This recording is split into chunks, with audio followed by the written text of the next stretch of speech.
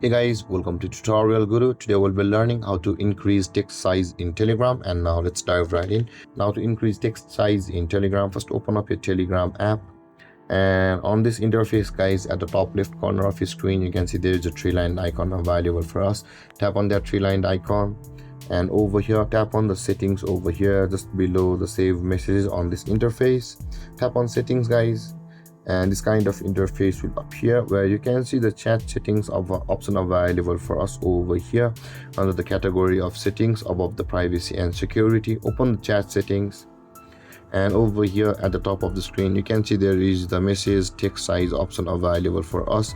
Now in order to increase your text size on Telegram messages, first hover this meter over here where it says the message text size, and you will know when your text size is preferable for you. You can choose up to 30 at the maximum, and you can see at the 12 is the minimum. Now in order to choose your precise text size on Telegram, tap and hover it over until you can find your precise text size which you want. And that being said guys, this is how to increase text size in Telegram. And if you have any confusions or questions regarding the topic, feel free to comment in the comment section below, and don't forget to like, subscribe and hit that bell icon for more videos. Thank you for watching guys. Peace.